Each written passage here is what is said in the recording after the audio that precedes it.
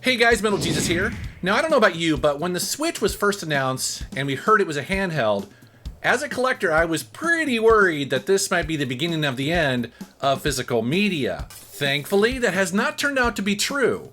However, you could argue it's almost the opposite problem now with so many high-profile Nintendo releases, other games get lost in the mix. So for this video, I'm going to share with you 10 games that recently got physical releases that you may want to pick up. Let's take a look.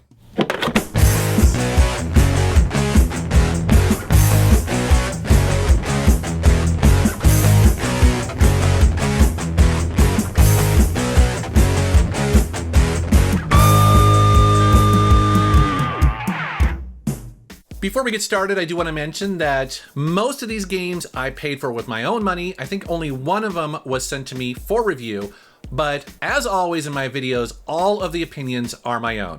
All right, the first game we're going to talk about is Yooka-Laylee and the Impossible Lair. Now, what's interesting about this game is that I knew that there was a new Yooka-Laylee game that came out that was a 3D platforming game, but I didn't realize that this is the one that is actually a 2D platforming game like you see in this footage here. Now, if you're not familiar with the series, here's what's going on. You control Yooka, who is a chameleon, along with Laylee, who is a female bat, and both of these characters have a lot of personality. As a matter of fact, really, the game itself just oozes personality. And as you can see here, the game has great graphics. I love how the entire level is 3D rendered. Like, it's not just a flat 2D, it's got that cool 3D look to it. And it controls really well, which actually isn't that much of a surprise because this is actually developed by ex-Rare employees, which explains why this has a bit of a Donkey Kong Country feel to it. And I know there's a section of people out there who love to speedrun classic Donkey Kong Country, and I think you're gonna feel right at home here because this game also has that feel that if you know the levels really well, you can probably just zip through them. Although that said, the levels here are pretty long and can be pretty complicated. Unfortunately, the downside to those lengthy stages is long load times. You're definitely going to notice these on the Switch. It takes a while to get into menus and out of them, so just be aware of that. I know this game is also available on Windows, PlayStation 4, and Xbox One. I haven't tried those versions to see if maybe the load times are less. I suspect they probably are, but again, on the Switch, you're making that sacrifice for portability, and that's pretty cool. And again, this is a really well-made game. I highly recommend it.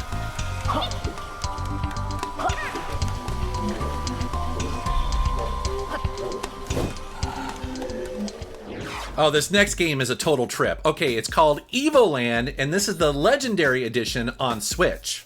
So at its core, Evoland is actually two games, and I'm gonna show you footage from the first game right here. And at its core, it is actually an action RPG, but it takes you through the history of action RPGs, starting with the most basic and then all the way up to the PlayStation era. Now, what I mean by that is that, for instance, in the beginning here, as you see this footage, well, it's a very basic looking two-color game that you might see on the Game Boy. And your character can really only move like on a simple grid, just up and down, left and right. But then every time that you touch a treasure chest, it starts unlocking new features in the game. For instance, in the beginning of the game, you'll unlock a weapon, then you'll unlock monsters, then you'll unlock a save point, and then it just keeps going from there. You'll unlock music, pretty soon you're unlocking 16-bit graphics, then you'll unlock the ability to move in more directions more freely. Find another chest and you'll get the overworld map, and then pretty soon after that you're going to get turn-based combat, very similar to those early Final Fantasy games, and then you even get like a mode 7 that you would see on a Super Nintendo. And then from there it just gets more and more complicated. It keeps adding on and building up this epic action RPG to the point where it starts looking like a PlayStation. It gets high definition textures. It's really, really cool. Now, I mentioned this is called the Legendary Edition because it comes with two games. Now, I'm only showing you the first game here because I don't really want to spoil everything that happens when you play these two games. And just know that the first game actually is, it's a simple game. It's almost like a proof of concept. And the second game, which I'm not showing you, takes it even further. So in that game, you go through time. It actually has more emphasis on story and characters. It's very cool. So if you're looking for something a little different and a little unique, I definitely recommend that you check out Evoland, the Legendary Edition on Switch.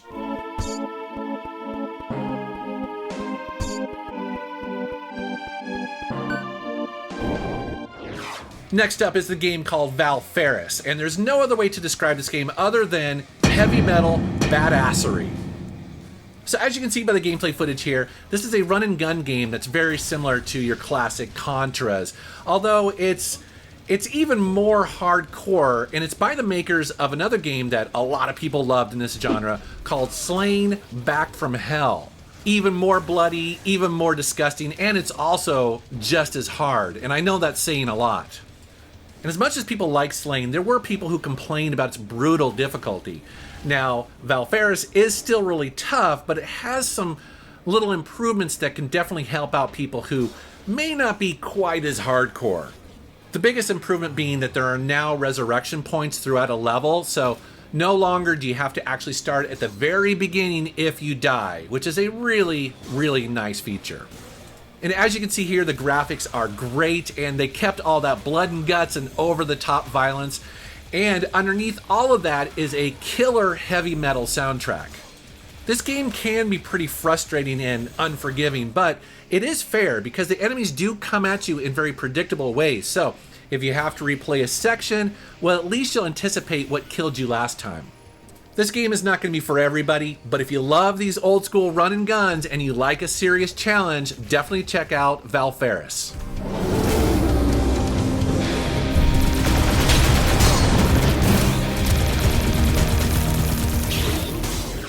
Here's a pretty cool one that I hadn't heard of before until I picked up the physical version the other day, and that is Everspace, the Stellar Edition. As you can see by this footage, it's a space combat game, but what's neat about it is that it has roguelike elements that basically always change the universe every time that you play it. So what you do in this game is take your ship, fly into a randomly generated sector, kind of assess the situation, see what's going on, see if there are any bad guys around, how much mining is available, if there are any like floating ships that you can interact with, and then you just play out that sector. So a lot of the time you're going to end up where there are some enemies that you need to take out, and then you'll get loot from them. Often you can dock with the ship and either trade or get upgrades for your ship or your weapons or things like that. And because this game is roguelike, that means that every section of space that you jump into is randomly generated and completely unpredictable. And like other roguelike adventure games, dying in this game really isn't a problem. It's kind of what you do. So you just try to go as far as you can, and then if you die, well, you're technically a clone. So that means you just keep all your experience and money and everything you've upgraded from the previous life. So you always feel like you're making progress. Now, a bit of a warning, this game is pretty tough when you first start playing it because you're gonna die a lot. You're gonna be overwhelmed, you're gonna be trying to learn how combat works, and it can be a lot. But stick with it, earn the money, do the upgrades, just, rinse and repeat, and you'll be fine. And it's nice that they built in multiple difficulty levels if you need it. And this game is a nice fit on the Switch because those sectors of space that you warp into aren't too big. You can actually explore them in, maybe 5 or 10 minutes and just move on or save your game. So it's perfect for on the go.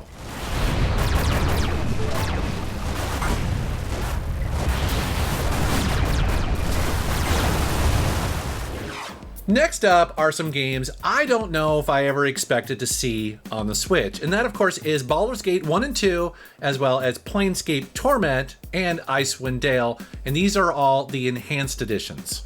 So what do we got here? Well, if you're an old school PC gamer like me, you are very, very familiar with these classic RPGs.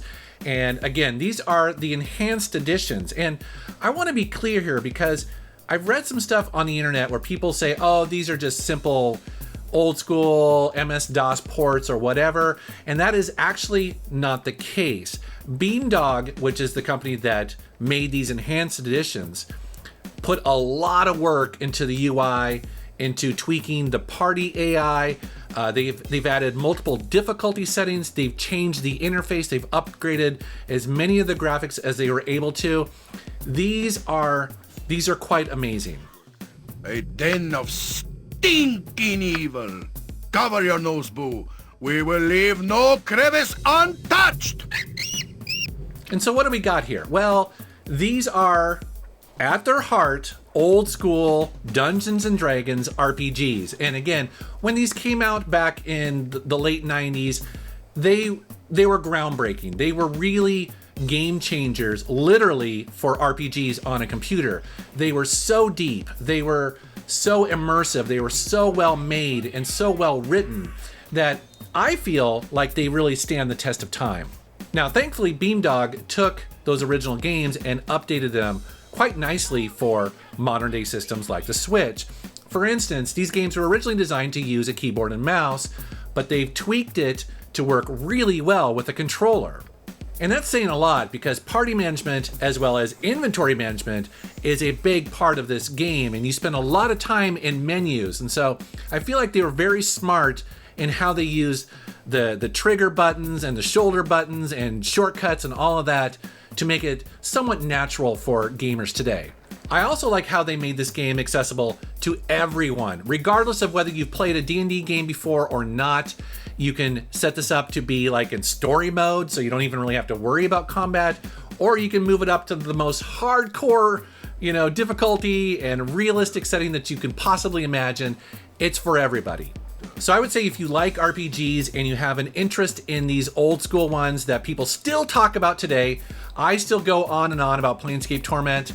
Well, now is your chance to check it out. And again, it's portable, it's on the Switch, and you've got hundreds of hours of gameplay to check out. Highly recommended. Minsk will be free. These bonds will not hold my wrath. Butts will be liberally kicked in good measure. Next up, we're going to check out Sniper Elite 3, the Ultimate Edition on Switch. Now, it's kind of funny because I consider myself a big fan of stealth games, but for whatever reason, I've never played these Sniper Elite games before. So when the Ultimate Edition came out for Switch, I was pretty excited to get it because it has all of the DLC included. Yay! And right off the bat, it definitely impresses. I mean, as you see by this footage here, it looks and plays great. And as a stealth game, it really reminded me of the Tom Clancy Splinter Cell series, but just in World War II. And this game has all the things that you need for a good stealth game. Specifically, there's feedback on how hidden you are, which you think would be something that every stealth game would have, but sadly they don't. So on the dash there's a little eyeball that opens and closes to show, just how hidden you are, which is really nice. Also, you'll see there's a little circle above enemies to show just how aware they are of sounds and your presence. And I like how big and open the levels are. Now, it's not really open world, but it's big enough so that there are multiple ways to achieve different goals. And despite being a game called Sniper Elite, it's not just about sniping, although that's definitely a big part of it, but you also have handguns you can carry. You can also do stealthy melee attacks and even pick up a machine gun and some grenades if you just want to make a big old scene. But you are playing a sniper in the game, and it definitely encourages you to do that whenever possible. But there is this one feature, and you may have seen this before, where you are sniping and it'll do a bullet time view of the bullet flying through the air and then hitting your target, and then it goes into kind of like an X-ray mode where it shows bones and muscles. It shows you exactly how you shot them and how they die. It's pretty gruesome, it's pretty cool, and it never gets old. So yeah, Sniper Elite 3 Ultimate Edition on the Switch looks and plays great, is incredibly fun. If you like stealth games, definitely check it out. The Ninja Saviors, Return of the Warriors. This is going to look somewhat familiar to you guys because it's a reimagining or remake of the original Super Nintendo version of Ninja Warriors. Now, if you're not familiar with the original game, well, the gameplay footage is going to explain it here. It's basically a beat 'em up, but just has gorgeous graphics and great animation, really solid action. And then bringing that game over to modern systems like the Switch, well, they took the original game and made it widescreen, so of course it's running in 16:9. It also has a slightly tweaked or reimagined soundtrack, which is cool. They also expanded the number of characters that you can play as, so the original game let you play as 3 robotic ninjas, but in this new version you have 5. The last 2 need to be unlocked. And then they kind of went all out on the physical version. So you see here there is a printed manual. There's also a small poster. You've got some stickers, some cards, and then also look, see the cover is reversible. So if you like the original game, but you want to get a cool physical version, definitely check it out. Next up is a game called Grip Combat Racing, but this is the AirBlades and Roller Ultimate Edition for Switch. This game is going to look familiar to some of you because the game actually released a year ago on consoles, but this is a new version of it and it's worth talking about. Now, if you're not familiar with Grip Combat Racing, when this was first announced, I was very excited because this game is actually a spiritual sequel to a game called Roll Cage that came out on the PlayStation 1 that I liked quite a bit. And that release a year ago, actually, I was pretty happy with. I mean, I love Roll Cage, and it definitely felt like a sequel. But since that release, the developers have put a year's worth of free upgrades and enhancements into the game based on player feedback. Some of the updates since the original include they've tweaked the online multiplayer a bit. They've also balanced the AI bots in the single-player mode so that a little bit smarter, a little bit more fair. They've also fixed a bunch of bugs to the game engine. They've tweaked the weapons during races, they've added additional languages, and just a bunch more. They've also expanded to 32 tracks across a bunch of different alien worlds. And now with this latest update, there are 42 different vehicles to choose from based on your racing style and preference. Now, I will admit that originally I played this game on the PlayStation 4 Pro, and that version looks stunning. So, how does it look on Switch? Well, it's definitely a downgrade, although, to be honest, you don't notice it as much if you're in handheld mode. But when you have it on your TV, side by side, yeah, you definitely go for the PS4 version. But, again, Switch, portable. So Grip Combat Racing was already a fun arcade racing game, but now a year later, we have all the updates and this new physical version.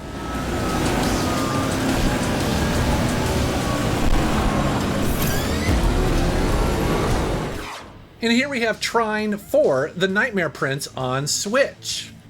I think the last Trine game I played was either the first or second one, and I remember enjoying it quite a bit, but for whatever reason, I didn't play the third one. But that's okay, because you actually don't need to have played any of the previous ones to check this one out.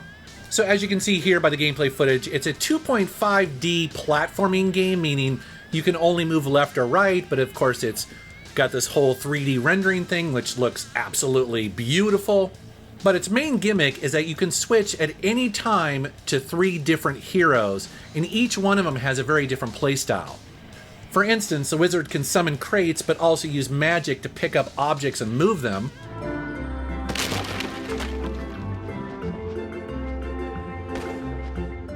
Then you have a fighter that is really good at combat, but also has a shield, and he can use that shield to deflect sunlight or projectiles to solve puzzles. And then you can switch to a thief that is light and nimble with the ability to swing from rings or use her bow and arrow to create ropes or bridges. And you switch between these 3 characters by simply clicking the shoulder buttons, and you do this all the time because every time you go into a new screen, there's some puzzle that needs to be solved, and it usually requires all 3 of them. It feels very unique and also very well thought out because most games like this where you have multiple characters usually would just have one level for one particular character, but this one you're constantly switching back and forth all the time. And there's some real brain teasers that I got stuck on for a couple minutes going, what do I do next? But the solution was always something that made sense once I figured it out. It was very satisfying. And the platforming and combat is very fun as well. It's a really well-rounded game.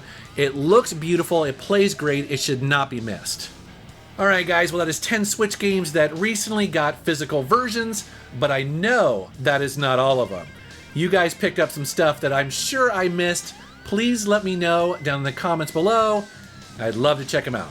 Alright guys, thank you very much for watching, thank you for subscribing, and take care.